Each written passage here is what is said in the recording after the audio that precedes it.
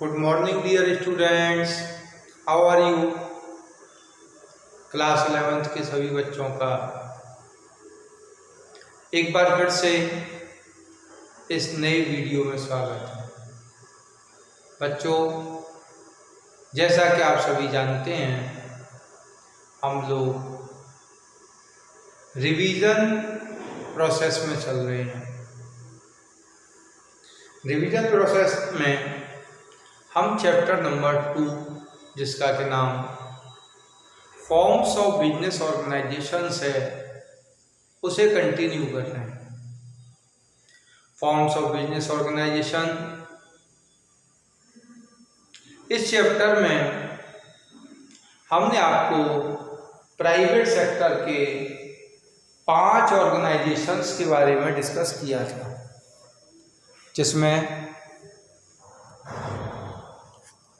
पहला जो फॉर्म था हमारा वो सोल प्रोप्राइटरशिप। फिर उसके बाद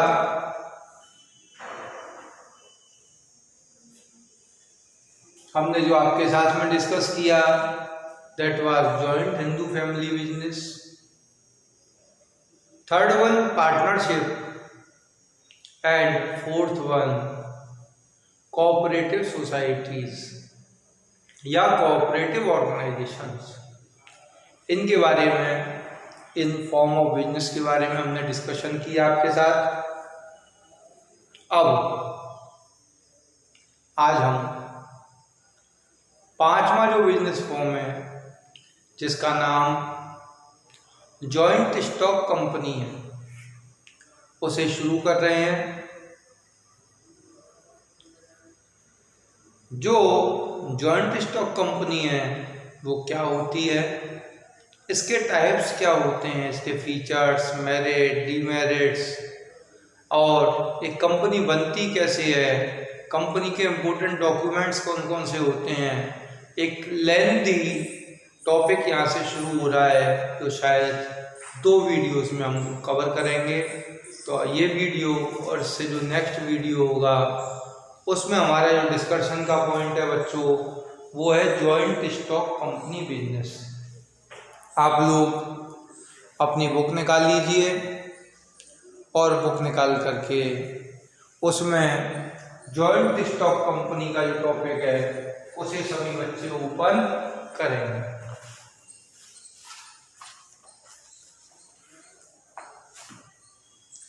पहली बात तो आप यहाँ पर ये समझ लें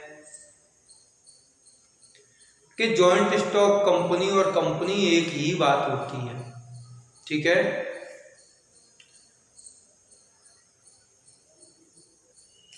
यदि हम लार्ज स्केल पर अपना बिजनेस करना चाहते हैं, हम जो लिमिटेड कैपिटल वाली जो प्रॉब्लम थी, चाहे वो सोल प्रोप्राइटरशिप हो, कोऑपरेटिव ऑर्गेनाइजेशंस हों, पार्टनरशिप हो या HUF हो, उन सब में क्या है कि कुछ ही लोग इकट्ठे हो पाते थे, तो लिमिटेड कैपिटल हमारे पास में हुआ करती थी। और जब कैपिटल लिमिटेड होती है तो हमारा स्केल ऑफ बिजनेस लिमिटेड रहता है। तो अगर हमें लार्ज स्केल ऑफ बिजनेस की तरफ जाना है, हमें अपने बिजनेस को बड़ा बनाना है, तो हमें कंपनी फॉर्म की तरफ जाना होगा। अगर किसी को अपने स्केल लेवल को हाई करना है तो वह कंपनी फॉर्म को यूज कर सकता है। इस फॉर्म में हम पब्लिक के द्वारा, जनता के द्वारा पैसा ले सकते हैं और उसे अपने बिजनेस में इन्वेस्ट कर सकते हैं। इसका मतलब पैसा जनता का, दिमाग हमारा, कंपनी काम करेगी, प्रॉफिट कमाएगी, कुछ हिस्सा जनता के लिए और कुछ हमारे लिए। इसके अलावा यहाँ पर कैपिटल की कभी कमी नहीं होती है, पर्याप्त मात्रा में कैपिटल होती है। तो ऐसी स्थिति में जो बिजनेस है उसमें हम अच्छे और ट्रेंड एम्प्लॉयज़ रख सकते हैं। अभी हमने चारों जो फॉर्म पढ़ी थी, वहाँ पर लिमिटेड मैनेजरियल स्किल, इस तरीके की प्रॉब्लम हमें फेस करने में आ रही थी। लेकिन ये जो फॉर्म है कंपनी की, जहाँ पैसे की कमी नहीं होगी, वहाँ पे एक्सपर्ट और एफिशिएंट लोगों को रख पाएंगे। और जब एक्सपर्ट और एफिशिएंट लोग आपके पास में काम करेंगे तो आपकी बिजनेस एफिशिएंसी ऑटोमेटिक सुधर जाएगी। तो इसलिए यदि आप बड़े स्केल पर काम करना चाहते हैं, अच्छे एम्प्लॉयज़ रखना चाहते हैं और कैपिटल की कोई भी दिक्कत से बचना चाहते हैं, तो best form is joint stock company. ठीक है बच्चों, इसकी एक डेफिनेशन देखते हैं हम लोग।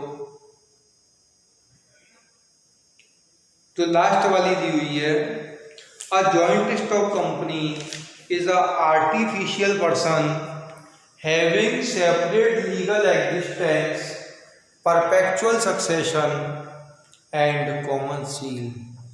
एक जॉइंट स्टॉक कंपनी एक आर्टिफिशियल पर्सन होती है, सेपरेट लीगल एग्जिस्टेंस होता है, परपेचुअल सक्सेशन और कॉमन सील को कैरी करती है। अब ये होता क्या है, ये सारी बातें हम लोग इसके फीचर्स में डिस्कस करेंगे आपके साथ में, तो आप लोग ध्यान से सुनिए। सेपरेट लीगल एग्जिस्टेंस, कंपनी का अपना एक सेपरेट लीगल एग्जिस्टेंस होता है, कंपनी अलग होती है और उसके जो बिजनेस होते हैं वो उसी के नाम से चलते हैं। अपने नाम से कंपनी किसी भी एसेट्स को खरीद सकती है, बेच सकती है, किसी भी कॉन्ट्रैक्ट में एंटर हो सकती है, किसी भी आउटसाइडर्स के साथ में, किसी दूसरी कंपनी के साथ में कोई भी बिजनेस कर सकती है। तो इसका मतलब इसमें काम करने वाले लोग अलग होते हैं और कंपनी अलग होती है। उसका लीगल जो कानून है, कानून की नज़र में उसका एक अलग ही एग्जिस्टेंस, कानूनी एग्जिस्टेंस होता है। ठीक है। Second is artificial person.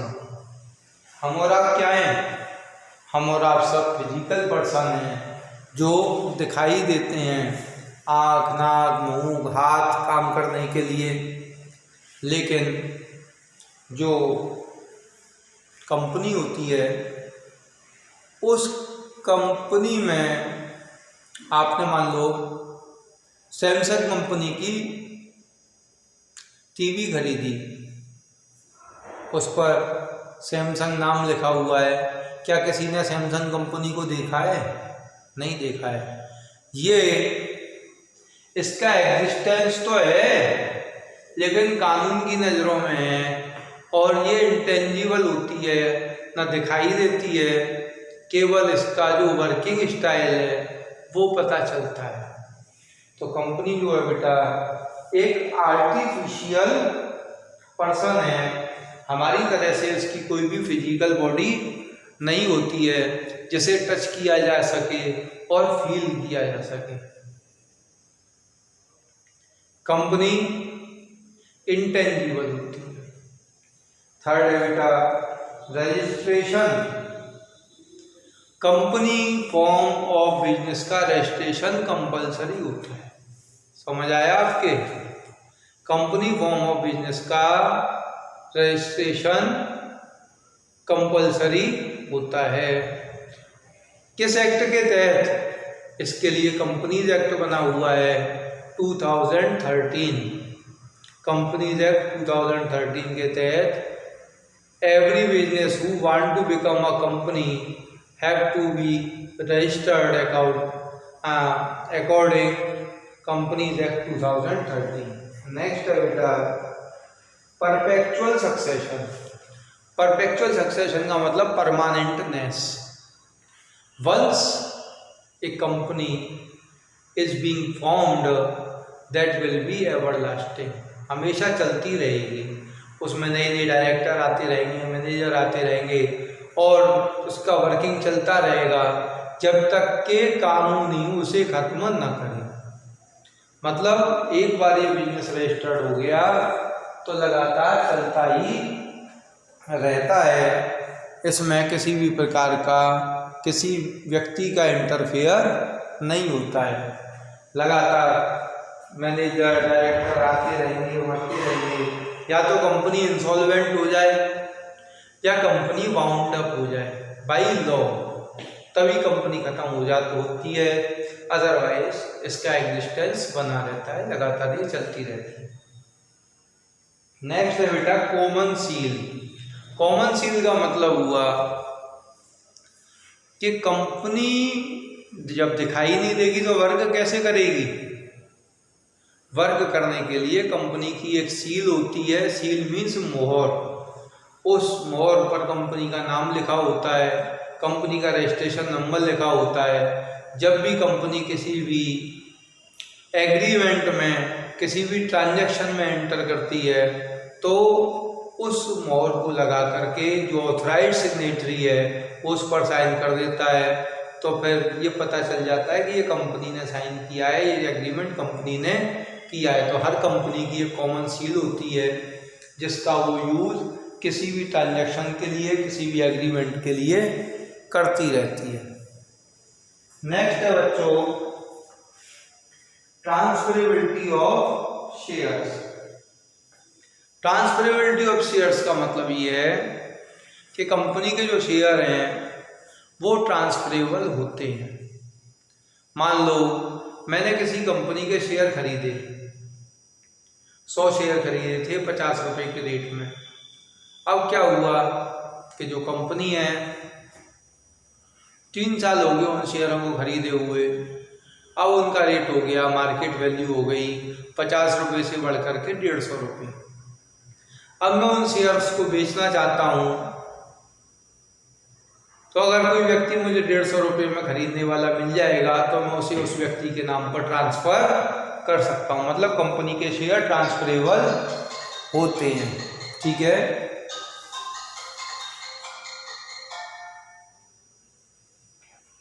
Clear बेटा। नेक्स्ट है separation of ownership and control. Company के जो शेयर्स होते हैं उसके शेयर होल्डर ओनर होते हैं। कौन होते हैं? Share holder.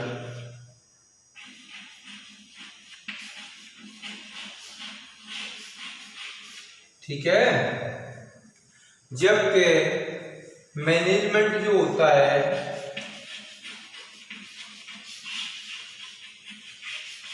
वो एम्प्लॉइज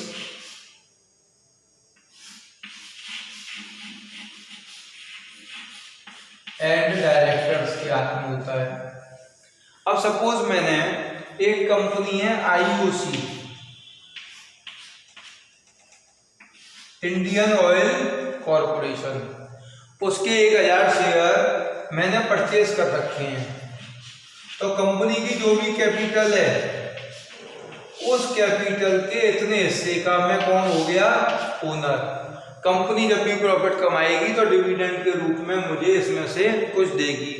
कंपनी का कोई भी डिसीजन लेना होगा तो मेरे पास में कॉल आएगा कि साहब एक मीटिंग है, उस मीटिंग में आपको आना है, क्योंकि मैं कंपनी के इतने हिस्से का मालिक हूँ, इतने शेयर्स का मालिक हूँ।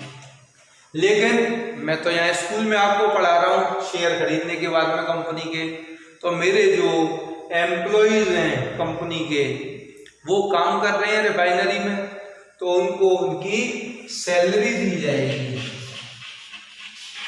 उसमें से कंपनी का जो ऑपरेशन होगा उसमें से सैलरी दी जाएगी, उनका खर्चा किया जाएगा। उसके बाद में जो भी बचेगा वो हमें डिविडेंड के रूप में बांटा जाएगा।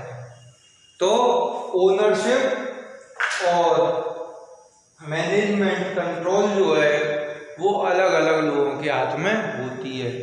ओनरशिप शेयर होल्डर्स के पास में होती है और जो कंट्रोल है वो डायरेक्टर्स और मैनेजमेंट के हाथ में होता है। लास्ट फीचर है बच्चों इसका, वो है लिमिटेड लायबिलिटी। कल को कंपनी फेल होती है कल को कंपनी फेल होती है, कल को कंपनी फेल हो जाए तो ऐसी स्थिति में शेयर होल्डर्स को अपने घर से ला करके कुछ भी नहीं देना है। उन्होंने जितने शेयर खरीदे हैं वो जीरो हो सकते हैं, उससे ज़्यादा उनको कुछ भी देने की ज़रूरत नहीं है। इस तरीके से हम ये कह सकते हैं कि कंपनी की लायबिलिटी लिमिटेड होती है। अब हम इसके मेरिट्स की तरफ पढ़ते हैं बेटा। देखिए जरा, सुनते रहिए। पहला मेरिट ये रखा है लार्ज अमाउंट ऑफ कैपिटल। आपकी समझ में आ गया होगा, जैसा मैंने लेक्चर के शुरू में ही कहा था कि ज़्यादा कैपिटल की यदि ज़रूरत हो तो हम लोग कंपनी फॉर्म ऑफ बिजनेस को फॉलो करते हैं। लिमिटेड लायबिलिटी, ये भी एक पॉजिटिव साइड है कंपनी फॉर्म ऑफ बिजनेस की, जहाँ जो शेयर होल्डर्स हैं उनकी लायबिलिटी लिमिटेड होती है। कंटिन्यूटी या स्टेबिलिटी, कंटिन्यूटी या स्टेबिलिटी इसको हमने फीचर्स में परपेचुअल सक्सेशन के नाम से पढ़ा था, जिसमें ये बताया गया था कि एक बार कंपनी अपने एग्जिस्टेंस में आ जाए, लॉ उसे बना दे, तो केवल उसका एंड लीगल प्रोसीजर से ही हो सकता है। लीगल प्रोसीजर से जब तक उसका प्रॉपर तरीके से वाइंड अप नहीं हो जाएगा तब तक वो कंपनी एग्जिस्टेंस में बनी रहेगी। तो ये भी फायदा है। बाकी के दूसरे बिजनेस में हमने ये कहा था आपसे कि इसमें लॉस के चांसेस ज़्यादा रहते हैं। जैसे सोल प्रोप्राइटरशिप है, ओनर को कुछ हो गया तो बिजनेस बंद हो जाएगा। पार्टनरशिप है, पार्टनरशिप डिसॉल्व हो गई, बिजनेस बंद हो गया। लेकिन यहाँ एक बार यदि कंपनी बन गई तो लगातार चलती ही रहेगी। नेक्स्ट है बेटा इफेक्टिव मैनेजमेंट, क्योंकि मैनेजमेंट के लिए यहाँ पर अच्छे और टैलेंटेड एम्प्लॉइज लाए जाते हैं, अच्छे मैनेजर्स को हायर किया जाता है, तो ऐसी स्थिति में हमें इफेक्टिव मैनेजमेंट मिल पाता है। नेक्स्ट है ग्रोथ एंड एक्सपेंशन। जब हमारे पास में अच्छे लोग होते हैं, पर्याप्त मात्रा में रिसोर्सेज होती हैं और हम बिजनेस को बड़ा करना चाहते हैं, तो ग्रोथ और एक्सपेंशन के चांसेस हमारे बढ़ जाते हैं। इजी ट्रांसफरेबिलिटी ऑफ शेयर्स, हम आसानी से अपने बिजनेस के शेयर्स को ट्रांसफर कर सकते हैं। मैंने आपको बताया था कि अगर मैं किसी कंपनी का शेयर होल्डर्स हूँ और मैं किसी को ट्रांसफर करना चाहूँ शेयर, तो कोई भी रेस्ट्रिक्शन इसमें नहीं होती है। एक शेयर होल्डर दूसरे शेयर होल्डर को आसानी से चीजें ट्रांसफर कर सकता है।